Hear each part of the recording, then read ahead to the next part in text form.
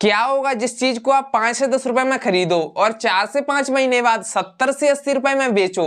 जी हाँ, आपने सही सुना। आप इस बिजनेस के थ्रू इतना सारा पैसा कमा सकते हो, जो कि ऑनियन स्टोरेज बिजनेस। जैसे कि आपको प्याज को स्टॉक करना है। अब जैसे कि अभी के टाइम पर आपको प्याज सस्ते में मिल जाएगी, क्योंकि जो किसान होते हैं, जो प्याज की खेती करते हैं, वो अभी के टाइम पर अपनी सारी प्याज को बेच देते हैं। क्योंकि अगर उन्होंने अभी के टाइम पर अपनी प्याज नहीं बेची तो आगे चलकर उनकी प्याज सड़ जाएगी, गल जाएगी, खराब हो जाएगी और उन्हें नुकसान हो जाएगा। इसी कारण वो जल्दी से जल्दी अपनी प्याज को बेच देते हैं और 1 से 2 महीने में जब सारी प्याज बेच देते हैं तो फिर किसानों पर प्याज नहीं रहती, और जब किसानों पर प्याज नहीं रहती तो फिर प्याज का प्राइस बढ़ने लगता है, और जब प्याज का प्राइस बढ़ जाता है, अब जिसने खरीद कर स्टॉक करके रख ली है वो हाई प्राइस में बेचते हैं और अच्छी खासी अर्निंग करते हैं। अब आपने देखा होगा प्याज का प्राइस कितना ज्यादा आसमान छू जाता है, जो कि 1 किलो प्याज का प्राइस 50-50, 60-60, 70-70, जो कि 100-100 रुपए किलो तक पहुंच जाता है। अब आप सोचिए,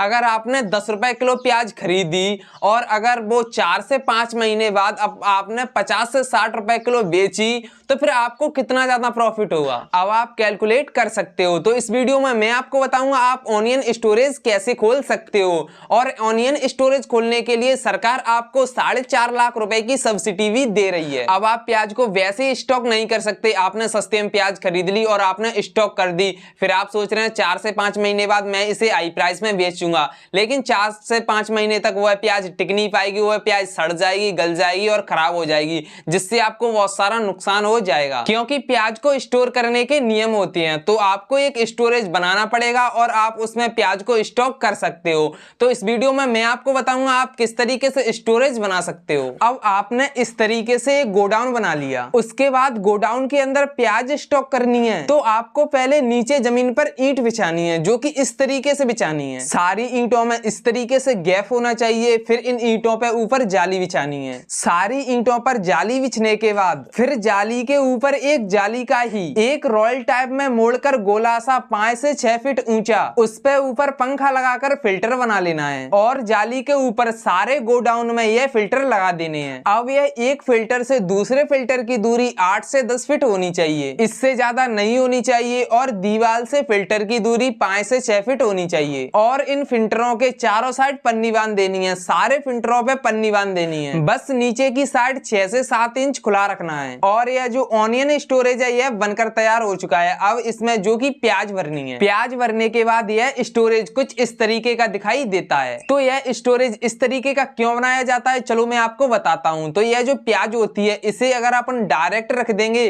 तो यह प्याज सड़ जाएगी, गल जाएगी और खराब हो जाएगी, क्योंकि इसे अंदर हवा नहीं मिलेगी। और अगर इस तरीके के स्टोरेज में रखते हैं तो यह स्टोरेज कुछ इस तरीके से काम करता है। इसमें जो फिल्टर फैन लगे हुए होते हैं वह क्या करते हैं, हवा को डायरेक्ट नीचे जमीन में लेके जाते हैं, और हवा नीचे जमीन में फैलकर जो प्याज होती है प्याज में से ऊपर निकल कर आती है। इसी तरीके से फिल्टर के द्वारा हवा नीचे जाती है और प्याज में से निकलकर ऊपर आती है, जिससे जो प्याज होती है वह गलती नहीं है। इसी तरीके से अच्छी हवा होती है वो नीचे जाती है और नीचे से प्याज में से निकलकर ऊपर आती है। फिर जो खराब हवा होती है वह एग्जॉस्टर के द्वारा बाहर निकल जाती है। अब मैं आपको बताता हूं आपको किस तरीके से इसमें भरना है। तो जैसे कि अगर आप किसान हैं, आपने प्याज की खेती की, तो आप हार्वेस्टिंग करके प्याज लेकर आए, तो आपको डायरेक्ट नहीं भरना है इसमें, इस डायरेक्ट स्टोर नहीं करनी है। 10 से 15 दिन तक बाहर ही रखनी है। जो प्याज होती है, जो प्याज के ऊपर जो पोला रहता है उससे ढककर बाहर ही रखनी है, जिससे क्या है 10 से 15 दिनों में जो प्याज के ऊपर जो मिट्टी वगैरह लगी हुई होती है वो अच्छी तरीके से सूख जाए,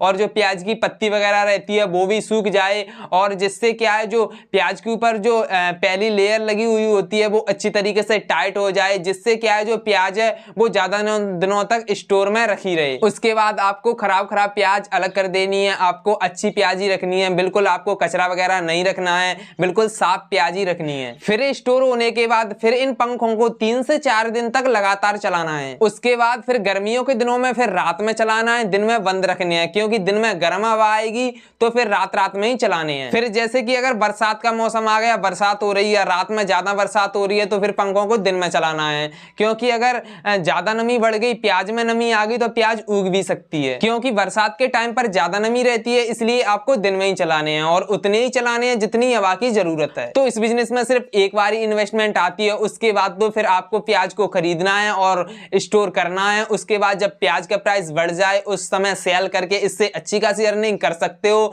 तो आपको यह बिजनेस कैसा लगा? अगर अच्छा लगा हो तो वीडियो को लाइक कर दो और ऐसे ही फुल नॉलेज के साथ बिजनेस आइडिया देखने के लिए चैनल को सब्सक्राइब कर लो।